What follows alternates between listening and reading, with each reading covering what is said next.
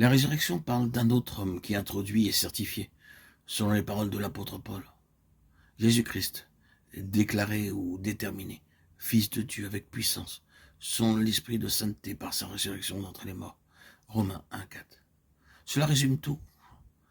La résurrection a été l'attestation de Dieu à l'égard de l'homme qui, loin d'être ôté, est introduit à la place de l'homme qui a été rejeté.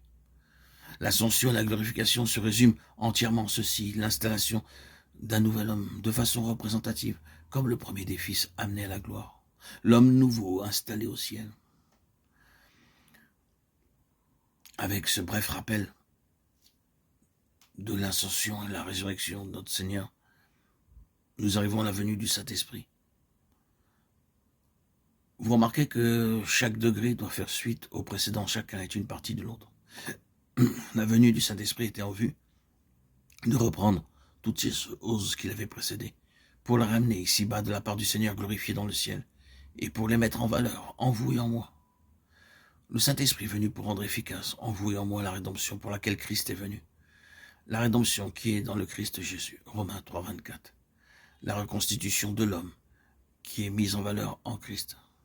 Il est venu pour entreprendre cette œuvre qui a été parachevée en lui et pour l'amener à la perfection en nous, afin de nous parachever également, de nous rendre complets par l'état complet de Christ. De sorte que, dans ces considérations, la base de l'opération du Saint-Esprit n'est rien de moins que toute la signification de l'incarnation. Pour ce qui est de la vie terrestre, voici l'homme, le genre d'homme que Dieu désire, et le Saint-Esprit est venu pour nous rendre conformes à cette sorte d'homme, à l'image du Fils de Dieu, en un mot, pour nous rendre comme Christ. C'est là l'œuvre du Saint-Esprit. C'est la raison pour laquelle il est venu. C'est pour nous une espérance glorieuse. Quant à la croix, oui, il est également vrai que l'activité du Saint-Esprit est en vue de rendre constamment témoignage contre cet homme qui a été ôté.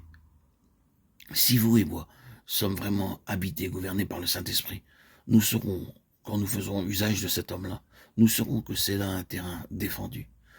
Nous saurons qu'il y a là un avis, défense d'entrée, éloignez-vous d'ici.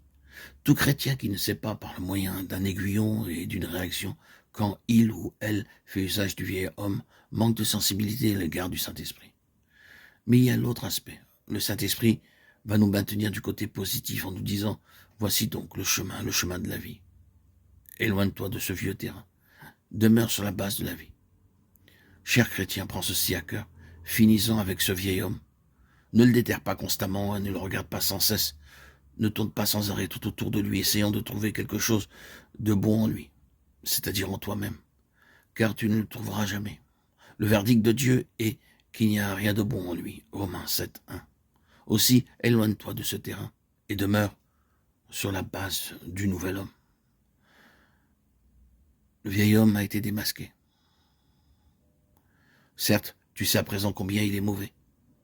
Pourquoi alors avoir affaire avec lui ?